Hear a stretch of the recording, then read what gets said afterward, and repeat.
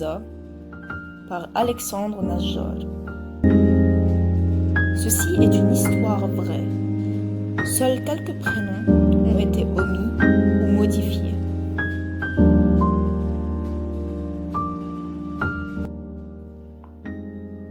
Et la mer, prototype de toute existence, est un esprit éternel plein de beauté et d'amour. Khalil Gibran, les ailes brisées. Ce n'est pas ma faute si les mots se bousculent. Il faut faire vite, ou alors je n'en aurai plus le courage. Patrick Modiano, un pedigree. Chapitre 1. Origine. Maman, Mimo, Mimosa. Je ne sais plus si c'est ainsi que j'en suis arrivée à t'appeler Mimosa, ce surnom qui te va si bien. Toi, la passionnée de plantes qui, l'été venu, veillait avec amour sur les rosiers du jardin. Peu à peu, ton surnom est devenu ton prénom. Nous avons baptisé ta maison résidence Mimosa et avons planté à l'entrée, comme un symbole, un arbuste orné de bouquets de pompons jaunes. Tu me dis, Mimosa, que tu as tout oublié, que la guerre t'a volé ta mémoire. Mais je m'aperçois, quand je discute avec toi, que tes souvenirs sont intacts, qu'il faut simplement aller les chercher en profondeur pour les remonter à la surface, un peu comme des épaves. Tu es né le 17 janvier 1940, pendant la Seconde Guerre mondiale, à la maternité française de Beyrouth.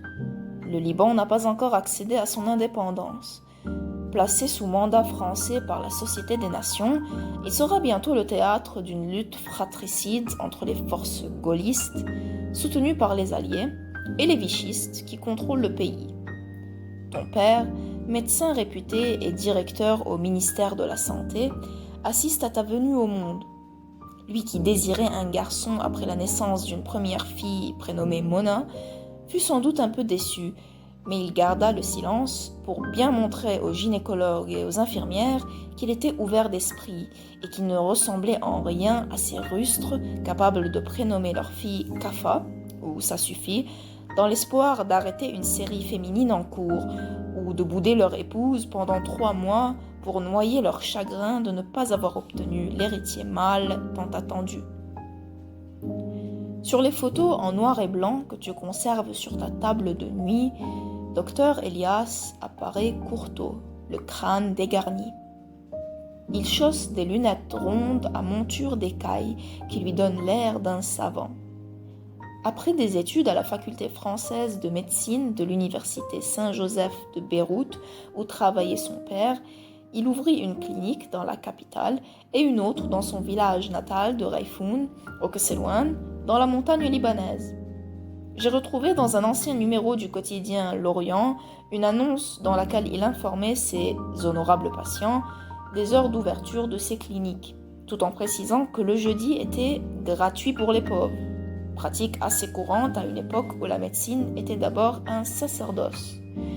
Fort d'une vaste expérience et d'un sens infaillible du diagnostic, il était tellement estimé que Monsieur de Jouvenel, le haut commissaire français, qui fut aussi le dernier mari de l'écrivaine Colette, fit appel à ses services pour pallier l'absence de son médecin attitré, parti en vacances dans l'Hexagone. J'ai sous les yeux la décoration, l'Ordre national du Cèdre, qu'il reçut en hommage à sa carrière irréprochable. J'ai peu connu mon grand-père, mais je rencontre encore des personnes âgées qui me racontent comment il leur a sauvé la vie. Le mortal d'Anteliès, par exemple, m'a assuré que Dr Elias avait passé toute une nuit à extraire avec une pince les billes de plomb qui criblaient le corps de sa petite sœur, confondue avec un sanglier par un chasseur maladroit. Laoulé, Kenit Rahit. Sans lui, elle serait partie, m'a-t-il dit en essuyant une larme, comme s'il revivait la scène. Était-il un père sévère ? Sans doute. Mais avec ta gentillesse légendaire, tu ne l'as jamais admis, craignant d'égratigner l'icône. Il te défendait de sortir la nuit, et quand un cousin te ramena un jour dans sa voiture, il te fit toute une scène, jugeant ton comportement inconvenant. Mais tu aimais sa sagesse, ses proverbes, ses dictons. Fais du bien et jette-le à la mer. Répétait-il pour t'exhorter à faire preuve de bonté sans rien attendre en retour. Sans respect mutuel, point de mariage réussi. Ne détestez pas une chose, elle pourrait être bénéfique pour vous. La takrahu shay'an la'allahu khayran lakum. Homme d'action, il t'a aussi appris à ne pas remettre à demain ce que tu peux faire aujourd'hui. Ta mère, Claire, était issue d'une famille aisée originaire d'Anteliès. Son père, Khalil, était un fin lettré qui aurait voulu devenir prêtre. Dans sa bibliothèque, tu aimais consulter en compagnie de ta sœur les vieux livres reliés, notamment une Bible illustrée dont tu gardes un souvenir émerveillé. Son épouse, Edmé ou Adma, c'est selon, n'était pas aussi instruite que lui, mais elle avait, d'après toi, un cœur d'or. Le couple eut 3 garçons. Raymond, mort noyé au Brésil, Clovis et Félix, et 3 filles. Margot, morte d'une leucémie à l'âge de 23 ans, son père construisit une chapelle, Cabella en son nom. Raymonde, devenue religieuse malgré l'insuffisance cardiaque dont elle souffrait. Et puis ta mère. Claire était une femme très douce, discrète de nature, qui vécut dans l'ombre de ton père. Éduquée au collège de la Sainte Famille, elle avait de bonnes manières et jouait du piano. Tu lui ressembles beaucoup, Mimosa. Cette peau blanche, ce nez légèrement pointu, ses yeux expressifs, ses lèvres fines, ses cheveux frisés si difficiles à coiffer. Tu les as hérités de ta mère, dont tu es devenue, avec l'âge, la réplique quasi parfaite. Seul signe distinctif, ce grain de beauté au milieu de ton front, comparable au tilak des Indiennes, qui, d'après la tradition, représente le 3e œil de Shiva. En Inde, c'est une marque de bon augure. Elle souligne la dimension spirituelle de celui qui la porte. Un front sans tilak, disent les textes, c'est comme une maison sans toit, un village sans temple, une fleur sans parfum, un cœur sans pitié. Ton tilak à toi est notre porte-bonheur, un signe de ta spiritualité. Il est ce 3e œil qui te permet de nous comprendre sans que nous ayons besoin de nous exprimer. Je me souviens bien de ta mère. Quand elle te rendait visite, elle faisait sa sieste dans mon lit. Elle me racontait les stratagèmes déployés par ses prétendants pour conquérir son cœur quand elle était encore jeune fille, et les exploits de cet amoureux qui, comme le petit poussé, jalonnait la route qu'elle empruntait pour aller à l'école, de billets doux, écrits à son intention, qu'elle lisait en chemin en rougissant. Ces histoires à l'eau de rose, loin de me lasser, me permettaient de rêver. Un jour, c'était le 1er avril, j'offris à Claire un flacon. Elle le prit pour un parfum et me remercia si chaleureusement que je me sentis aussitôt coupable de lui tendre un piège. Elle ouvrit mon cadeau, un petit diablotin à ressort jaillit de la boîte en ricanant. Elle en fut si effrayée qu'elle manqua de s'évanouir. Je m'en veux aujourd'hui encore de l'avoir ainsi taquinée, mais je me dis pour me consoler que l'intention était bonne au départ, la distraire et la faire rire. Je l'accompagnais souvent à l'église du village. Là, les fidèles se divisaient en 2 groupes, les femmes à gauche, les hommes à droite. Enfant, je m'installais volontiers à ses côtés, au milieu des paroissiennes. Au seuil de la puberté, on me signifia gentiment que l'heure était venue de traverser l'allée centrale pour siéger auprès de la jante masculine. Ma grand-mère savait par cœur tous les chants en syriaque. Je me souviens de sa manière de se frapper la poitrine à 3 reprises en récitant l'acte de contrition. Je répète toujours ce geste par fidélité à sa mémoire. En l'accomplissant, c'est comme si mon âme saluait la sienne, à l'instar de 2 membres d'une confrérie secrète.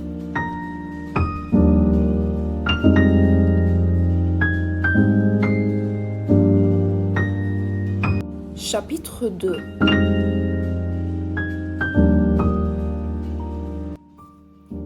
De l'union d'Elias et de Claire naquirent 2 filles, Mona et toi, et 2 garçons.